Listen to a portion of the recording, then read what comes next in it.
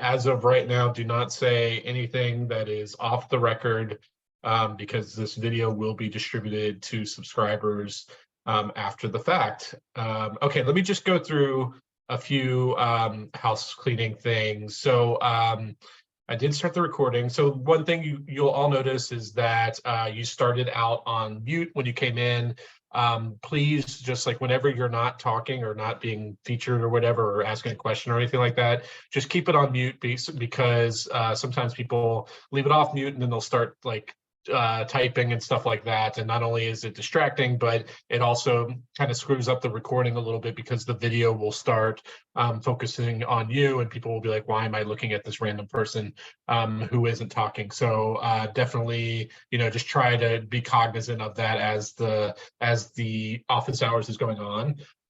One thing I always say at the beginning of these things is I would love to be the person who is doing the least amount of talking on these things. Like I am always on here to kind of facilitate and ask questions and direct people to, answer other people's questions. But I love the best office hours are the ones where I get to kind of sit back and we get some people, talking to each other and crosstalk and stuff like that. So do not hesitate to contribute to this group, even if I'm not calling on you, whether it's to offer your own kind of insights for the anecdote, or if we're speaking to someone who has a lot of expertise on on this topic that you want to ask follow-up questions to, feel free to unmute your mic or raise your hand. Or I'm not as good about monitoring the chat because I'm trying to multitask, but some people will also, put things in the chat as well that they want to ask a question. I will always try to call on you and everything like that. So definitely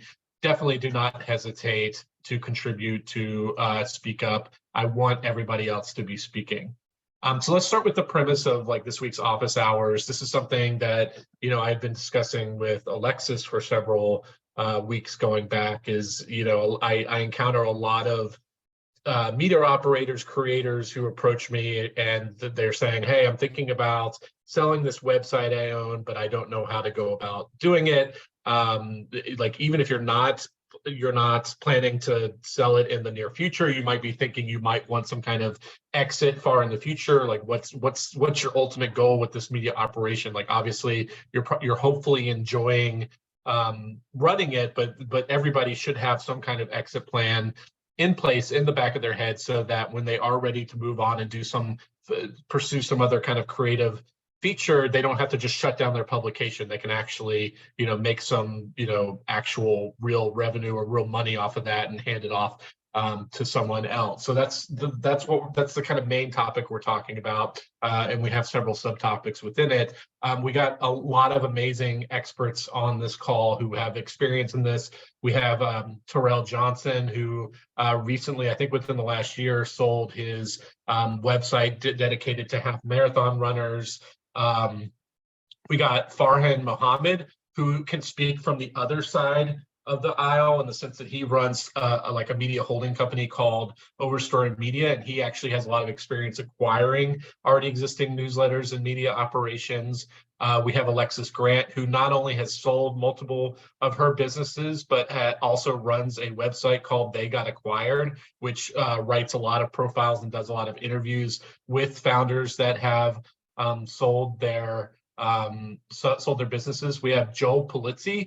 He runs his own media operation right now, but he started the Content Marketing Institute, I think it was called, which was not only a media operation, but also had like a very vibrant events section. And so he sold that for several years. And I think, one thing he can talk about is what to do after you've sold it in terms of how to deal with your non-compete and what can you do to set yourself up so you can launch your other media business without getting in trouble, with the prior owners.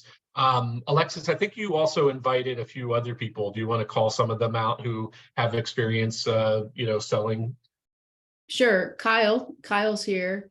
I feel like he'd be better to introduce himself, but Sure. Kyle, give us the one sentence explanation of the business that you sold. Sure. I built and sold a network of sports blogs and websites at the end of 2020 to a publicly traded company in the UK. Awesome. And then Chris Schroeder, you've sold two companies. You've sold a newspaper chain and also a PR company, correct? That's correct. Yeah. Neighborhood newspaper group and a public relations firm about a couple decades ago. Yeah, The awesome. PR And firm Louis as was well, not- right? Louis too? Louis has also sold. I think Louis, I don't know how much he wants to talk about it, but can talk about his experience as well. And he might have some cautionary tales to throw in. We'll see what he's willing to disclose. Is there anybody else on here who has sold a company that I'm missing? Okay. With that all being said, let's jump into the discussion itself. So like, I wanted to talk about like the different kind of stages of selling a company, all the way from the beginning of thinking about it to finding a buyer, to negotiating things like auctions and stuff like that, to what happens after the sale in terms of should you stay on and offer to help and continue working for the company afterwards? How do you deal with non-compete, stuff like that? So let's start with like just kind of positioning yourself for the sale and take it or not take it. Terrell, I want to start with you because you have done this most recently. You ran a site called halfmarathons.net. It was like basically like a really good resources for anyone who was thinking about doing a half marathon, where you like had overviews of the courses and stuff like that. It also has an associated business that I think you peeled off, your newsletter business that you're still running. So you didn't sell that, but you just sold the main website, which has like amazing SEO and stuff like that.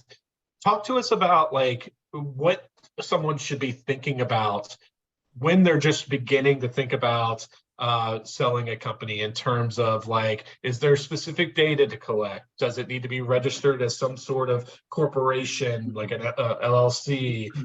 What asset, like thinking about like, what are the actual assets that you are willing to turn over?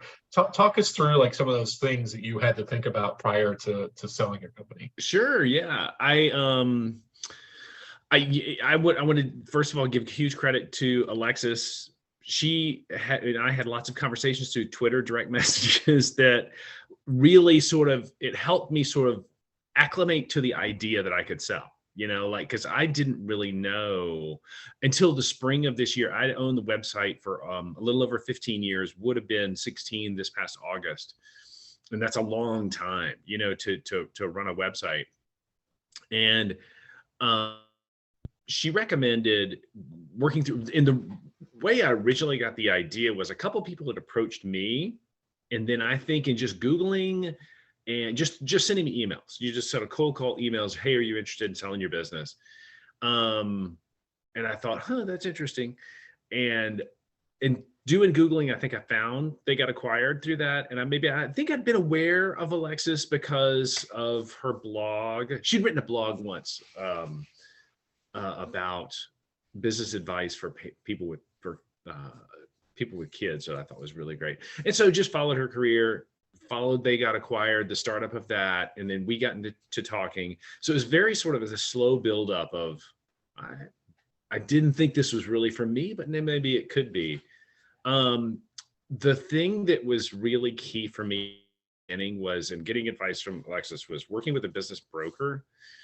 Because what I found was the people who reached out to me, they knew what they were doing. They knew, okay, we're going to find this hayseed, pardon my, but the guy who doesn't know a lot about selling businesses and what businesses are worth, and we're going to get him. And we'll just give him a lowball offer, and then hopefully he'll just be like, bite on the first thing that comes his way. Exactly. And so you connected with a broker. So there are people who, like, are they like lone guns, like single individuals who specialize in advising companies to sell, like, and you approached one of them, and how did that conversation go? I reached out to there's two really big ones. One's called FE International, and the other one's called Quiet Light. Now there are others I think there's one called Micro Acquire, and I'm sure there are others, but those are the ones I reached out to. Part of the reason Quiet Light, they had this really clear list of businesses currently for sale and lists that had sold. So I could sort of see, okay, they're working with people right now and selling their businesses right now. And that things were like my business. I didn't run a 9-figure business, that sort of like, okay, this could be a realistic option for me. And then I worked with them, and it was a guy, my client, I wasn't able to get in touch with him, but for this particular call, but a great guy named Ryan Condi, who himself had started and sold businesses, like I think 3 or 4.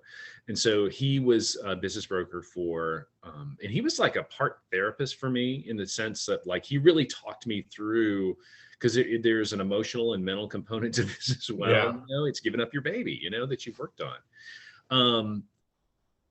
And he helped me so we packaged it into, we did this interview, really, really lengthy interview. They want to find out, why are you selling? You know, you really need to have everything wrapped up in terms of what are your revenues for the previous 12 months, and you know, what has it been for the few years before that. So they want to show you, they want to see, you know, either stable or growing revenues. I did have an LLC, which I myself had set up for tax purposes years earlier, Mhm. and that was something that they were interested in, to see, okay, this is a legal entity that they could then, you know, the buyer could purchase.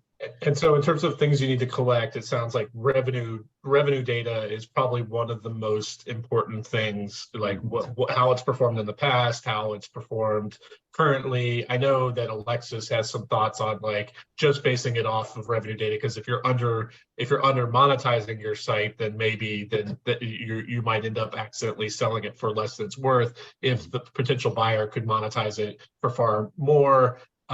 What about in terms of like figuring out what are you actually able to sell? Because you ended up not selling your newsletter, like you still, so like how did you figure out like this is the thing I want to sell, and that like maybe the associated social media accounts, different stuff like that? What are some of your thoughts on that? Yeah, I did. I thought I was going to have to sell the email newsletter. I didn't really want to, but I thought, well, whoever's going to want to buy it is going to insist on that email list, because it was over 50,000 email subscribers, which I had started a few years before I sold. I started a newsletter to go with the website a few years before I sold it.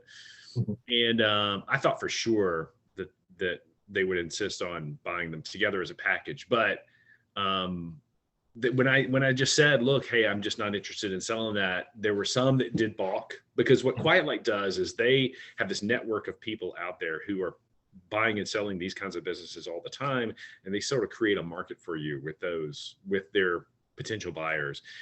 But there were a couple that were not. And so thankfully, you know, they were interested in buying just the website itself. And the guy who did end up buying it, he knows a ton about email newsletters himself. He works for a company. It was like the perfect buyer. He works for a company where he can promote it in their email newsletters as well. So what was your original question? I'm sorry. Sorry, I wanted to throw it to Tanya, because she had a question for both Joe and Terrell, I think, in terms of like, you know, how to, you know, whether you're focusing here. Tanya, I'll turn it over to you so you could ask the question. Hey guys, sorry. Yes, thank you so much, Simon. And God, I do appreciate the wealth of information in this room. It's amazing. Can you hear me okay, Simon? Yep, we can hear you. So yeah, my question is this. So I've run a consulting company for almost 9 years now. Really dug into the client services side, and really close knit with Squarespace. So we've been thinking a lot about doing a content business that's hyper niche on Squarespace and some of the consulting measures there. And my question is whether or not to utilize my company site, build a separate blog on it, and sort of take advantage of how long it's been indexed for, or really start from scratch. And I would love, I'd love your thoughts on that. Joe, you had some thoughts, didn't you?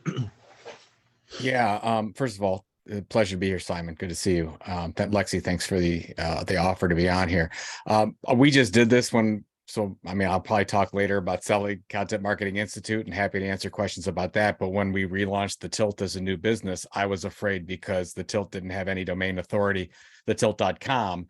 So we went out and actually purchased econtentmag.com and shoved that together. So I had some kind of domain authority when I was starting. So, you know, back to answering the question, if you can start with any kind of domain authority, it's a good thing. It's better. So I would either rebrand what you have.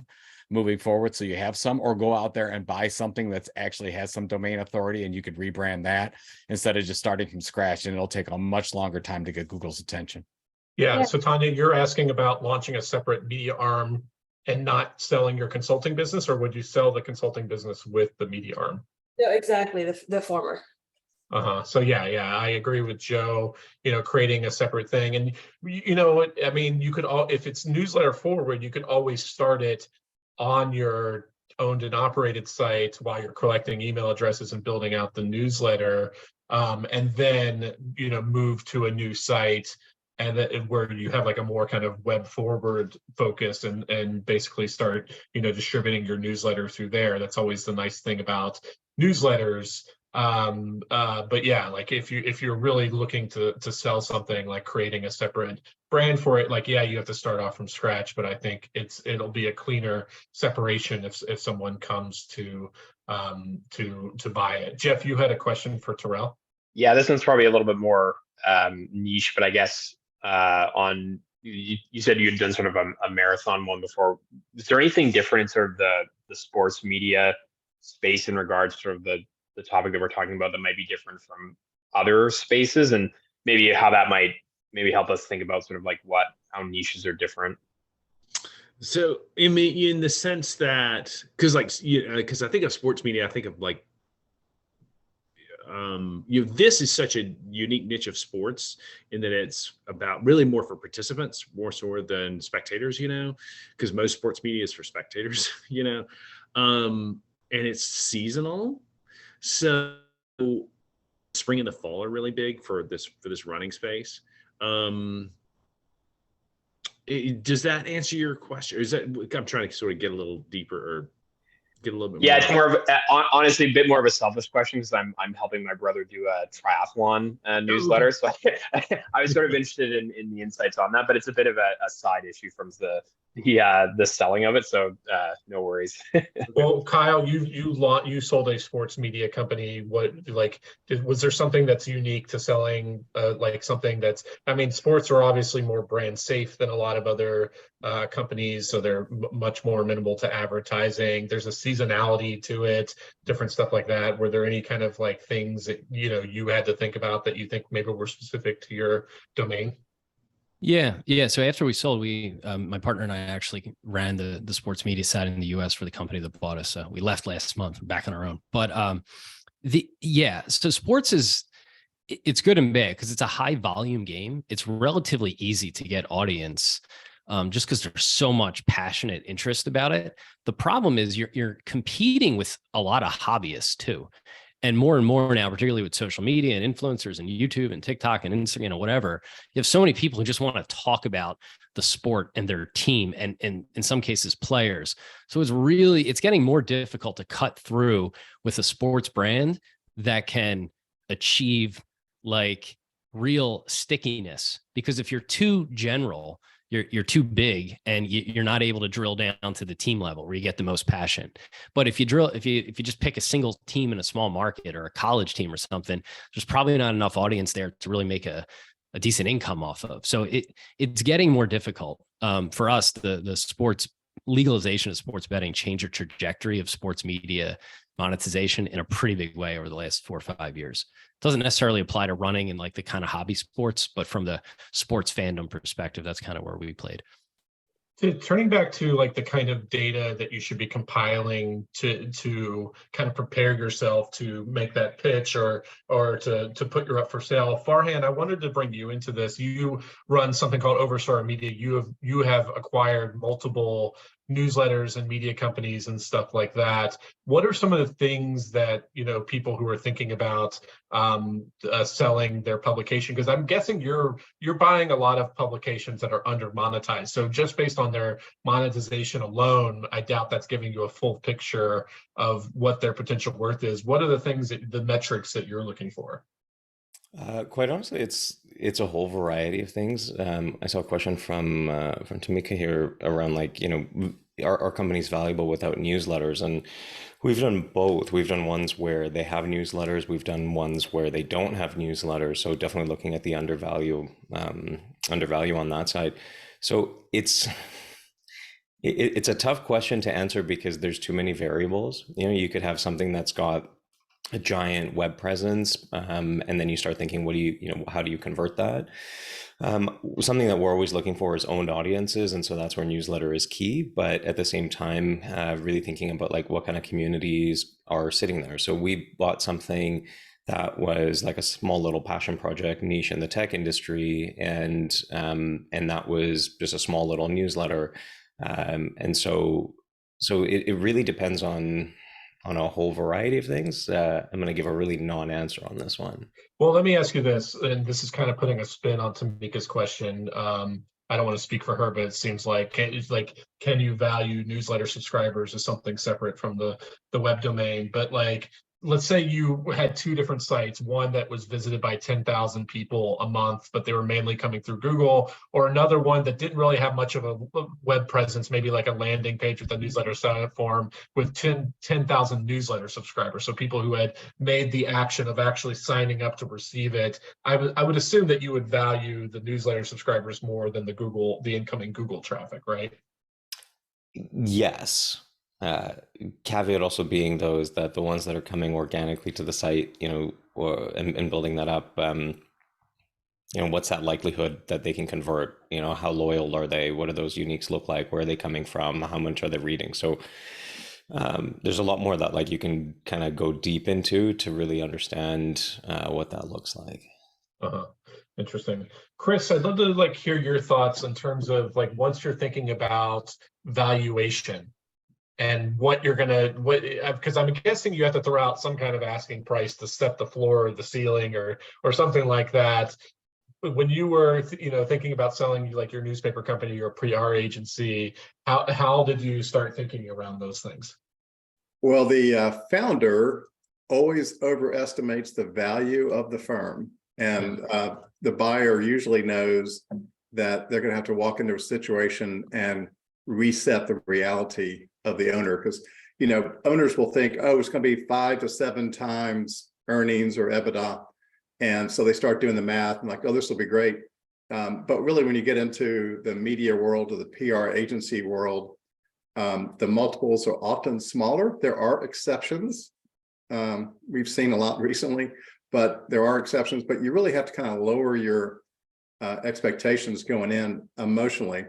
And it's good to kind of work with either a valuation person or a broker to kind of talk about it. But it really has to think about anywhere from 1 to 2 times earnings. EBITDA, you have to kind of lower your expectations. It could be 1 to 2 times revenue if it's a really hot growing market. Okay, I'm surprised it's that low. So when you say multiples of earnings, it's taking the annual of something, whether it's the EBITDA or the revenue, and saying this company. So let's say you make $500,000 a year. And it's based on two times multiples of earnings. Then you would want to try to sell for $1 million, is what you're saying. Yeah, well, actually, 2 times revenue would be $1 million. So yeah, that's what the expectation of the owner would be to sell it for a multiple of revenue. And I misspoke on the earnings, but yeah, it's 5 to 7 times earnings is kind of standard in the industry for companies as a general, but it gets different in different markets. So, but you really have to. Sometimes it's just luck. You've got a hot item that someone else needs, and you happen to show up at the right time that they did it.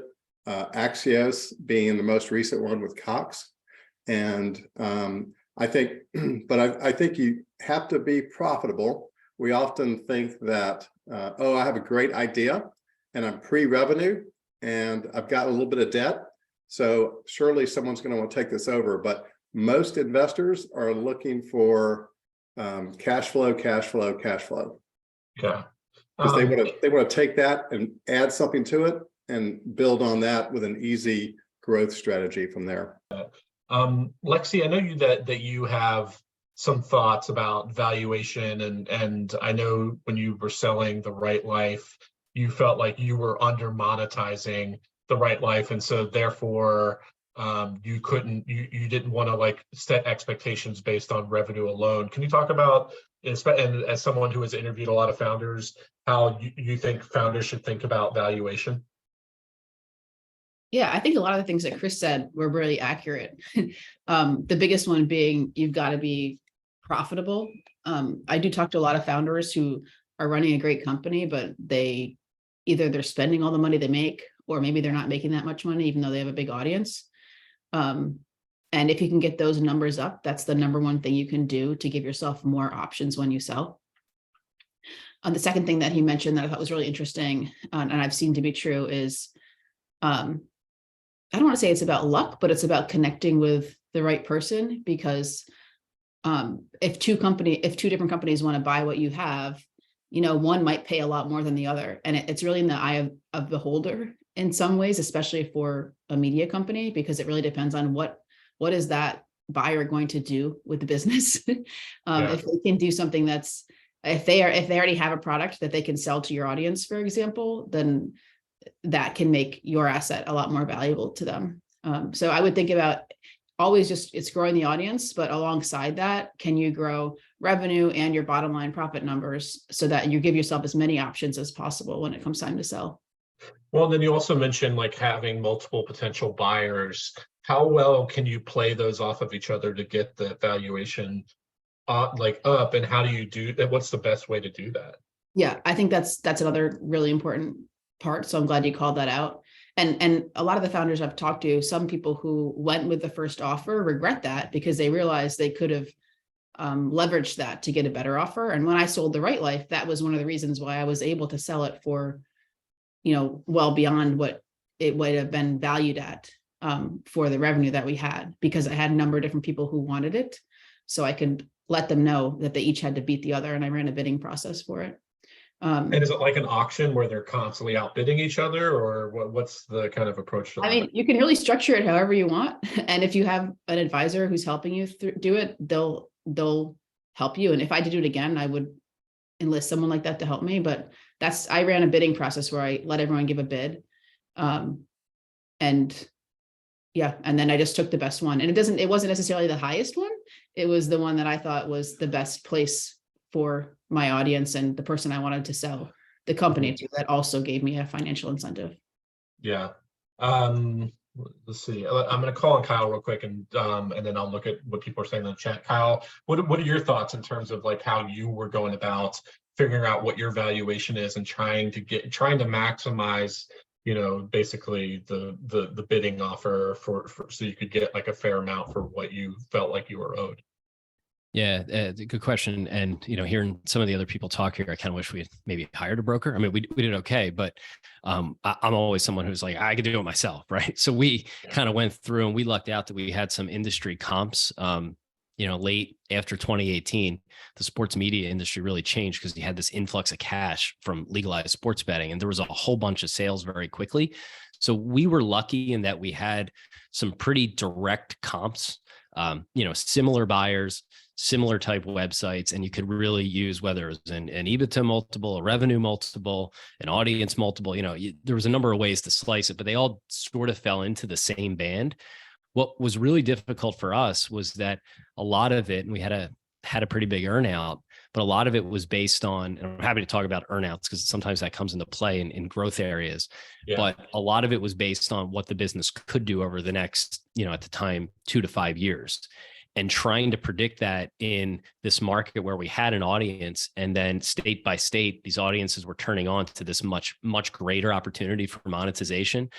We had to spend a lot of time projecting what we could do, what we thought the business would make and be worth in the future, and as did the buyer.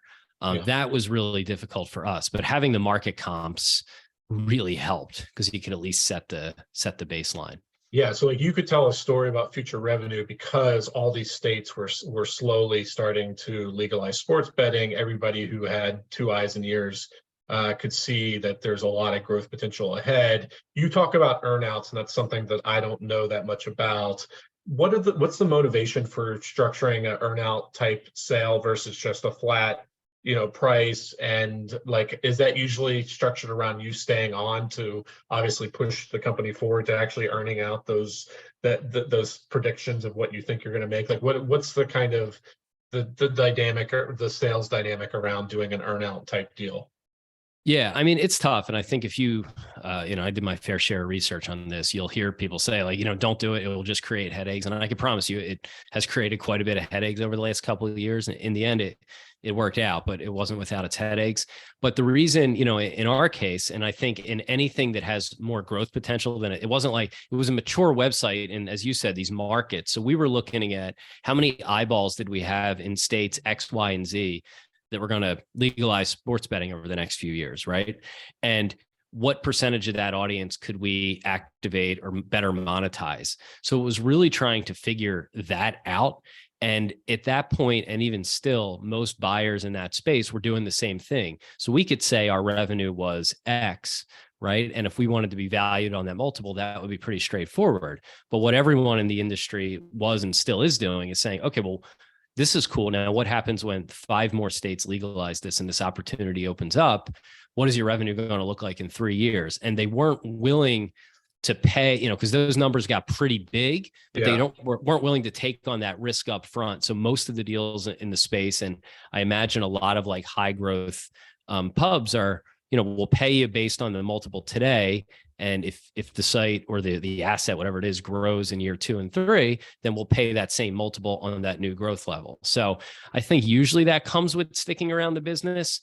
From my standpoint, we wanted to stick with the business because we wanted to make sure that those numbers were hit. We thought they were realistic, and you're antsy about turning that over to somebody else. It's not fun, but in certain, I think, growth situations, it almost has to be part of the equation. Otherwise, you're just going to sell yourself short. Yeah, especially. So, Tamika, you had a question for the group about, investors and if you have investors, how does that affect in terms of the entire sales strategy? You want to kind of articulate what your question is? Yeah. And thanks, guys. This is like, today's my birthday. This is like my dream this is my dream birthday chat, right? Yeah. I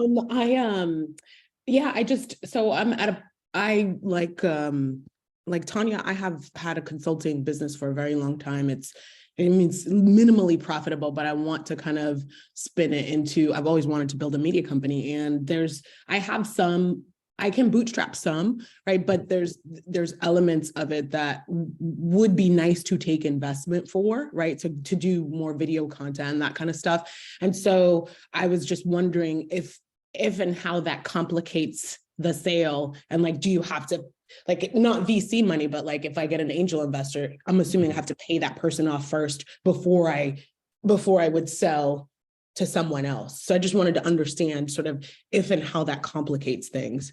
Yeah, Joe, did you have any thoughts on this?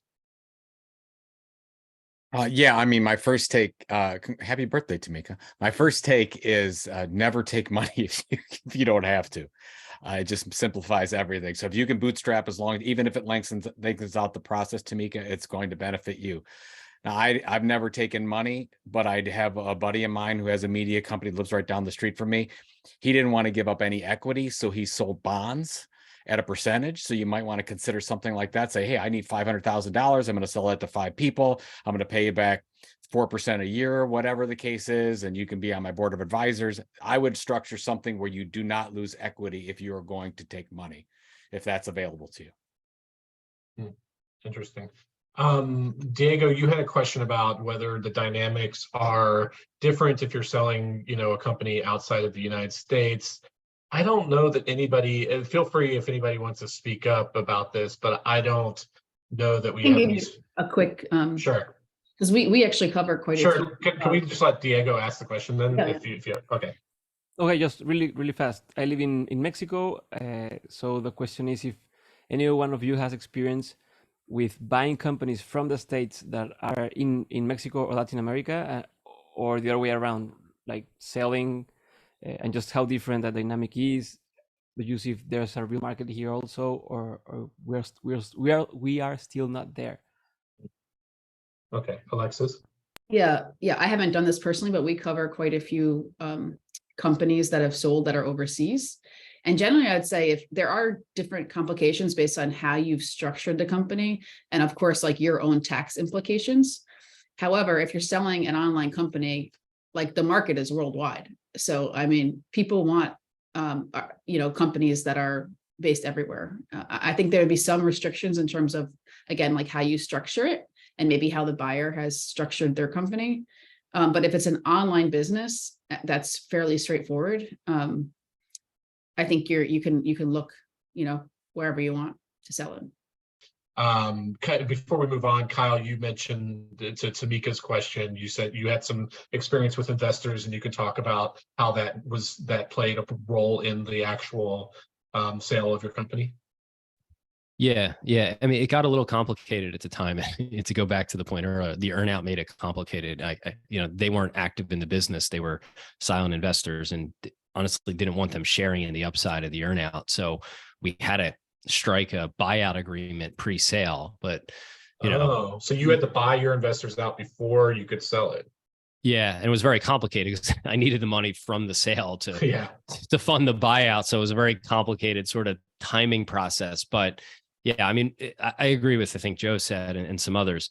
If you have a very specific need for money and you know exactly where it's going to get you, and if you just can't do it on your own, then it's worth considering. But otherwise, having investors in a content business, which typically aren't that capital intensive, can really complicate things when a sale comes up, unless they are, adding to the business. In my case, they were, local business guys. They didn't contribute to the business. It was their money, and it helped. But when time came to sell, their money wasn't needed, and there was no added value to the business. So you got to work through these complicated buyout things. So have very clear terms up front, and expectations could, also help smooth things over when time does come to sell. Yeah. Let's talk a little bit about the expectations of what your role is after the sale. Louis, I know you have a climate finance newsletter that you sold to a climate consulting tech company, and it was kind of like an acqui-hire where they acquired you, but you were also hired on as a full-time staff member. Is that something that, you going into it, that's what you really wanted to do, is you wanted to just have what was your thinking around that in terms of how to set up that transition and what role you wanted to have post acquisition? Thanks, Simon. And yeah, my whole story of Climate Risk Review and being acquired by Manifest Climate, where I currently work, is featured in one of Simon's great podcasts. So I recommend people give that a listen at some point. So yes, my experience is different from a lot of the others in that I was running this newsletter part-time as a side hustle alongside my job as a financial journalist. And unlike the smart people in this room, I didn't create an LLC. I was just using this as freelance income, essentially. So one of my regrets is not doing an LLC, because when I got acquired, I got hit with a massive tax liability, which wasn't very fun to pay. So in my situation, I was looking to basically turn my side hustle into a full-time job, but I didn't have the confidence or the sort of supportive infrastructure to go solo on my own. So I was looking to be acquired. And I did shop around a little bit, like Lexi was saying, and there's a number of companies interested in a climate change newsletter. I went to Manifest because they were very keen, they were very engaged with me, and they wanted me to continue working with them as their kind of editorial lead, which is my current role. They wanted me to help build out content for the company, and that was very attractive to me. And so I negotiated terms, like what sort of freedom I would have after being acquired, because I wanted to continue to write the newsletter on my terms, essentially not having to deal with any editorial oversight. And I got that, which I was very grateful for. And now I'm integrated in the company, and over the course of like 6 or 7 months, the newsletter, which was hosted on Substack, Climate Risk Review, was transitioned into the company's existing family of newsletters, and they've got a new coat of paint. They look very pretty, and they are continuing to be sent out. The same content that I produced when I was an independent operator is now being sent out as under the Manifest Climate brand. So I'm very happy actually with how my role ended up. I just feel like in the initial sale and initial negotiations, I was quite naive and kind of maybe lost out on a little bit of upside. Yeah, for one, like you said, you didn't properly create like an asset that could be properly acquired through the corporation, but then also, like, what else? Like, in the sense that you didn't create like a bidding war or anything like that as well. Exactly. Yes. I suppose also though I was very lucky in that. So Climate Review had only been operating for like 18 months, and I only had paid subscriptions for like 13 months before Manifest Climate came shopping. So they kind of bought me out at my 1 year revenue. Yeah. They offered a mix of stock options and cash. So I went for 2/3 cash, 1/3 options. And so actually, if the options end up turning out really well, then I might have made a real killing. But that's several years down the line, right? But I feel that one issue was, yes, I was maybe too early. Maybe if I had been held off for a few more months, or maybe even a year, Manifest Climate, other climate startups are thriving. It's a very competitive space. If I held on, maybe I would be able to get a multiple of revenue further down the line. Although saying that, because I was only operating for a year, I'd only just started to see churn in my subscriber revenues and numbers. And so I think the fact that I could have had really bad churn, I don't know, because I got acquired by that point. And the company didn't worry about, they weren't interested in subscription revenue. It didn't fit with their business model. They wanted to acquire me to embellish their reputation for thought leadership, so they would have greater content and so they could furnish their own marketing list. So they didn't care about the revenues, but I think maybe if you had me later, maybe I would have had more subscription revenues, but also similarly, I might have had more churn. Yeah, I want to ask a version of this question to both Joe and Farhan. Joe on the selling side, Farhan on the buying side. Joe, I want to start with you. So, like, I remember I was interviewing you before you launched the Tilt, which is about the creator space and content. Mhm. You had sold the Content Marketing Institute, which is not the same exact overlap, but there is some overlap between probably people who read that and people who read the Tilt, because they're similar subject matter. And you specifically had some kind of non-compete that you had to wait out. Can you talk about like what you should be thinking about in terms of what rights you're willing to waive after the sale, in terms of staying on or not competing, different things like that? Sure. Yeah. So we sold the bid. The sale went through in the middle of 16, June of 16. And I negotiated pretty in depth with the buyer on making sure it was the minimum earnout period possible. They wanted me to stay on for 3 years. And of course, if you're doing this, you actually want, I mean, instead of maybe Cal's case, you want to see your baby go because you've got earnout figures to hit. I wanted as much upfront as any seller would want. And I only want to stay for a little period of time because I'm not making the decisions anymore. It's not my baby. I'll just let it go. Yeah. So we negotiated that down from 3 years to 1.5 years. So I left at the end of 2017. As part of that and getting the earnout, which went on for a couple of years after that, even though I was gone for one of them, I had to sign a non-compete for 2 additional years and basically said I wouldn't do it. Now, I had to write in, like, you have to really look at what you're doing. I was still writing books. I was still doing podcasts. I was still, so I had to write those things into the contract and say, okay, I will not compete with you. And what specifically? I would not launch an event. I said I would not launch a physical event. I would be on webinars as guests. I would be on podcasts. I would create books. I would write articles. Those were all allowed, but it wasn't specific products. And you need to get really specific. Make sure your lawyer's involved. It's very, very important because you don't want a letter to come or you don't want any nastiness at the end of it. And then that went up until 21. And then once January 1st, 21 came, I was allowed to do whatever I wanted to do. Yeah, because you host a couple podcasts. One I think is called This Old Marketing, and so that was already existing. And you said in your contract, I host this podcast. I'm going to continue hosting this podcast. I can still sell sponsorships to the podcast. I can't. I'm guessing you couldn't launch an event around the podcast, but you were very specific in that. No, yeah, we were purchased. I mean, so CMI was a $10 million business. About 75% of that came from our event content marketing world, which is really what they wanted. So everything else in the business sort of was generating audience. And then the big profit machine was content marketing world. And that's what they wanted. So they were very clear that they did not want me to create any kind of competitive event. So, I mean, I still went to the event, still do to this day. So we're very friendly. Everything worked out great, but you've got to make sure you've got this written down. The other thing I would say, there was a couple things on finding buyers and working with a broker. We did work with a broker, individual that worked really well, but I basically had a list going for 5 years on who I thought should buy the company.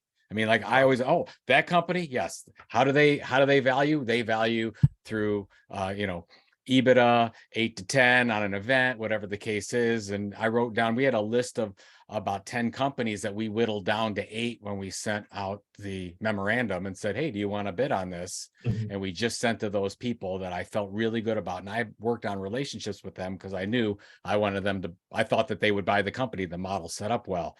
So you can work with a broker, they can give you new names, but if you're interested in selling your company now, I would recommend to anyone, and maybe some of the other people that sold would concur with this, is have your list of people. Oh, this company, who's responsible for buying companies in that. Let's get a relationship. Let's go to an event where they're there. And that worked really well, because when we set the memorandum up, I knew everyone and I just said, hey, Bob, we're putting CMI onto the block. Are you interested? Yes.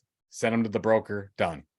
Yeah. So, awesome. yeah. Aiden, it looks like you have a question. Before we do, I want to turn to Farhan really quickly so he can kind of answer the other end of this. I know that, Aiden, you a lot of times you're acquiring a media company that might just be one guy. I think we've had the guy who runs Vancouver Tech Journal on here, which was, I think, purchased by you. I could be wrong. Correct me if I'm wrong. How do you think about what the person's role is after you acquire their media company, whether they're staying on, and how you figure that into the negotiations? Yeah, our thing is that, people are at the core of everything, and the people are really like the brand, and they have the connections, and they've done everything. So yeah, like something like Vancouver Tech Journal, William was doing it as a little passion project, a biweekly newsletter, and it had, I think at the time it had like under 1,000 subscribers. Now it's got over 20,000, and we've got a paid membership attached to it. So it's something for us that we look at really clearly, and we say, like the people who are running these things are part of the brand, and if not, like they might even be bigger than the brand themselves.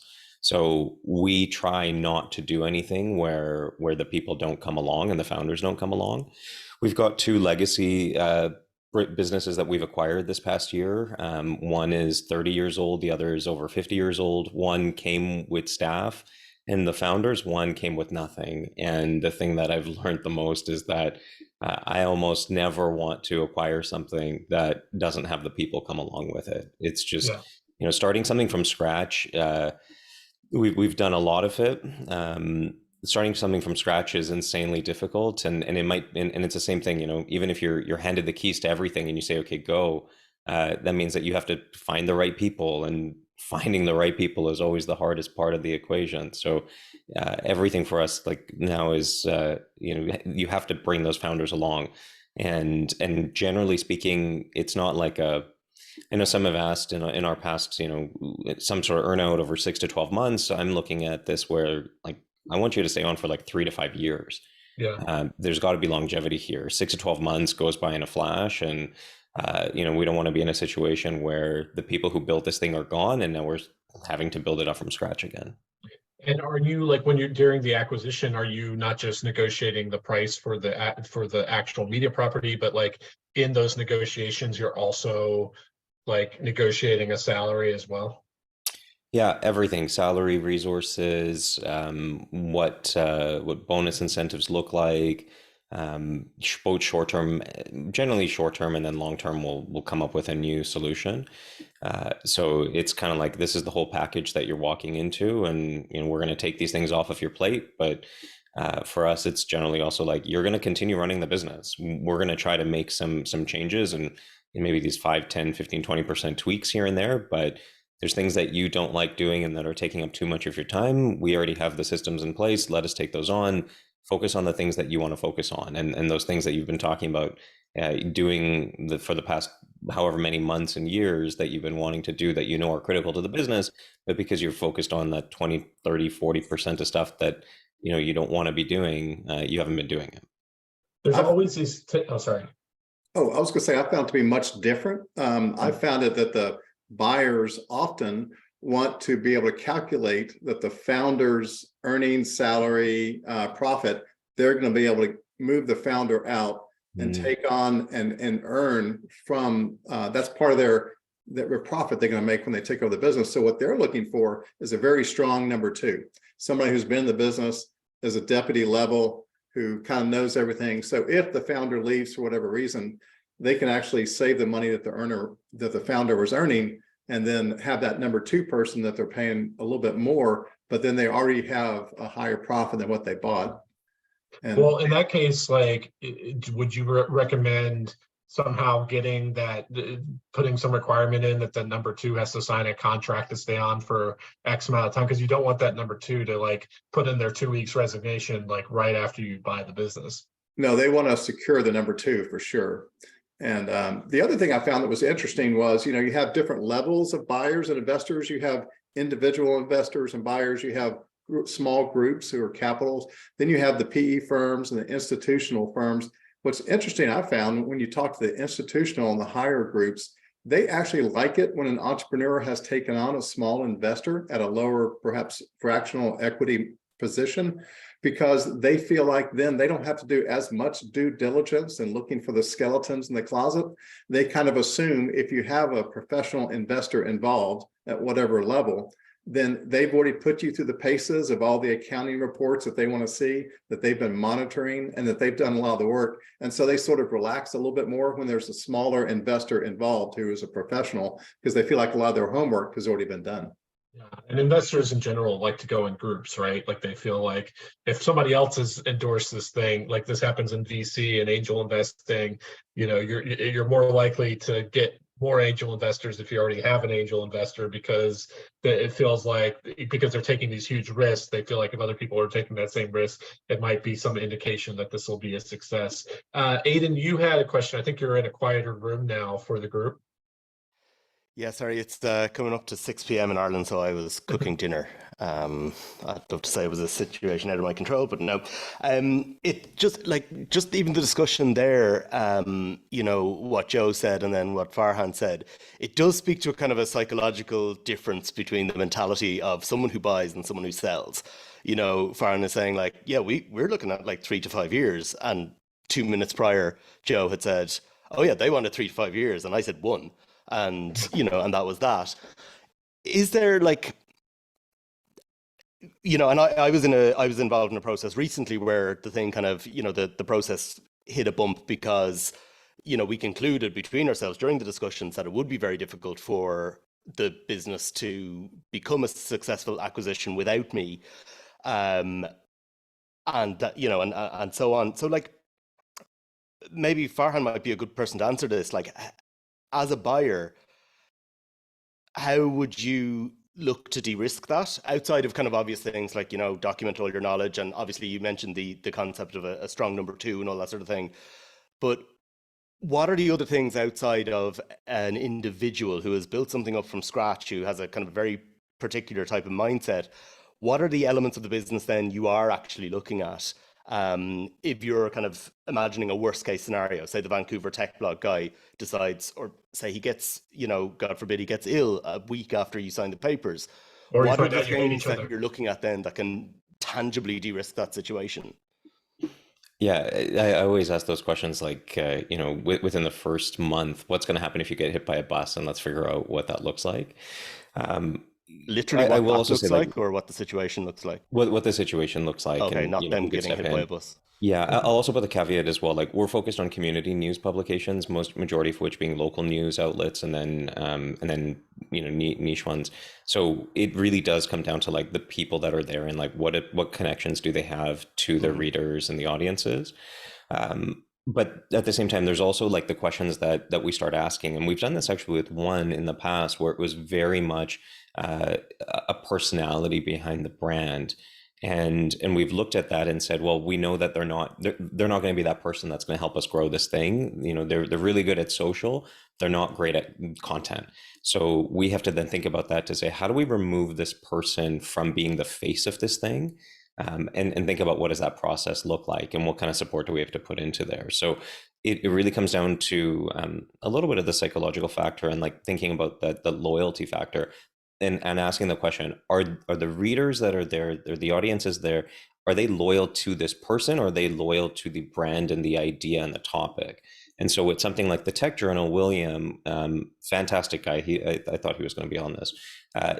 he was the face of it. He was the person. He was the brand. And when people thought about the tech journal, they thought about William, and they were interchangeable in that way. We've made that pivot over the first 12 months about first off, like diversifying the team and growing the team. But then he started thinking about his succession plan. And so we started thinking about what does that look like? So I think he basically replaced himself within, I want to say 12 to 16 months. Somewhere in there, and now trying to take that step back. There's still a lot of that brand connection, but we've really worked hard at that to think that how does this brand exist without.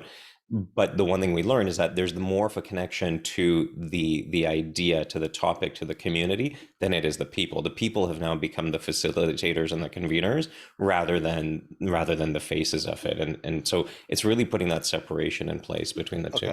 And is that a process you sort of consciously undertake then, like, you know, from day one when the papers are signed? It's like, or probably before that, how do we go, and how would you measure that, for instance? Like, would this be a matter of we look at a certain, or would it be finger in the air, kind of like, you know, anecdotal, just kind of feeling it out? Yeah, it's a bit of both, and to I think Chris's point before also is like, you know, we're also thinking about from the buyer mindset is like, okay, how much value does this person have? And quite honestly, like, let's milk it as much as we can, and get as much out of it. And at the same time, also thinking about the succession. So the one that we, one of these ones that we acquired, 30 years old, founder still in this thing, they know every single person in the city that they're in. So we start thinking, okay, if that's the case, then like, what else are you doing here? How do we get that value out of it? Like, what sort of things can we build, knowing that you've been in this for 30 years? Maybe you're not going to want to do this for another 3, 4, 5 years. So that timing changes. And then to Chris's point, thinking about what does that number 2 look like, and what does that longevity plan and succession plan look like? So I want to acknowledge real quickly that we are up on the hour. So like, I know there are a lot of busy people here, so I am not offended if people start dropping off, but as usual, when these things run a little bit long and there's good discussion, I'm willing to take it a little bit longer. But if anybody needs to drop off, you know, go ahead and do so. I guess one thing, kind of speaking to the anxiety that some people are talking about, is I'm just a solo operator. How do I present something that that will have value to the potential acquirer, and convince them that I can step away? So like, how do you start preparing that? Like, one thing is like creating a separate brand that is in and of itself has value. For instance, like my domain for my Substack is simonowens.substack.com. Obviously, that's not something that's very good to sell as a brand. I would probably want to rename that Substack or create some kind of separate domain or something like that, that has a more generic name. I think hiring a staff so that you have people, so you have something that shows operations that exist outside of yourself, where you're peeling off parts of things that you're already doing yourself and letting other people do it, so that you have some interchangeable modules that can come in that the person could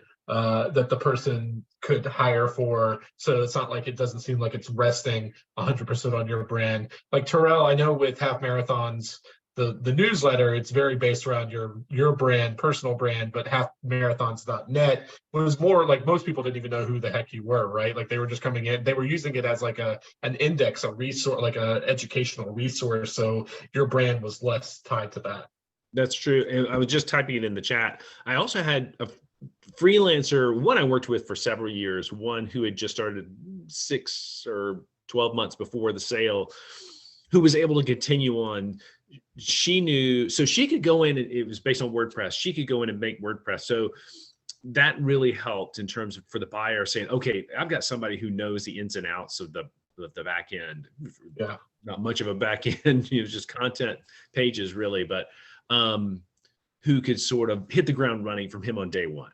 So that was super, and it's not inexpensive. You know, she was part-time, and yeah.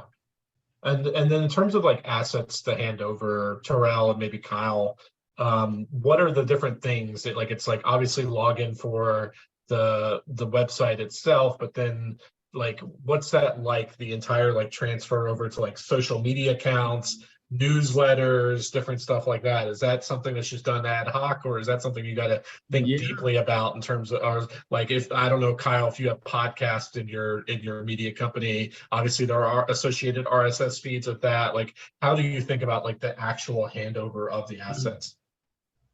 Yeah, it can be really tricky. And I just put in the chat, and I think this goes hand in hand, is, especially nowadays, some of the most influential, where you have the most influence with your audience is typically when it is tied to a personality, right? And so it's almost this bit of a paradox, because today one of the best ways to build a really good engaged audience is to have that tied to a person or people. So you have to really think about over time. And this was the case for me. Our network started with my personal sports blog in Philadelphia in 2009. And, the Twitter account, the handle was the website, but it had my face as the avatar. And that was that case for 5 or 6 years. And, that account built up tens of thousands of followers, and that they definitely wanted that as part of the sale. I mean, it was a major, traffic driver to the site. So I had to, that had to go along with it. But then you had to have this weird period of like turning that over into the brand account. So it's no longer my opinion. It's like the brand. And, we had a team that did a nice job with that, but you need to start thinking a couple of years, I think, ahead of time, or a relatively long period of time, about how can I keep the engagement that I have and the fact that the audience wants to see me or a certain person, but then also complement that with other quality content that over time, like, it becomes a smaller piece of the pie. So if you were to remove yourself, they're left with a valuable business. It's not easy. It's definitely not easy. Yeah, to speak to your point, like, not only is my domain simonowens.substack.com or .substack.com, is like, I also didn't create like separate social media accounts for my newsletter and podcast. It's just all my personal accounts. It's all based on my personal brand. Would I want to hand over my personal Twitter account that I've spent the last 15 years, building up and stuff like that? Probably not. So that's definitely something a lot of people have to think about. Like, what are you willing to extract yourself from? Okay, did anybody have any questions for the group? Now's the best time to unmute your mic and answer them. We still have a few experts who have sold some companies on here. Now's a good time to do so. Going once, going twice. Okay, well, thank you all for attending what I would call another very successful office hours event. I am always so amazed by the fact that people, take an hour out of their busy day to come to these. I'm always impressed that we have such a high level of expertise on these calls, where like I feel like most of the people on these calls knew more about this subject than I do personally, and that's always my goal for all of these. So I hope, if this is your first time coming, that you definitely come to more of these.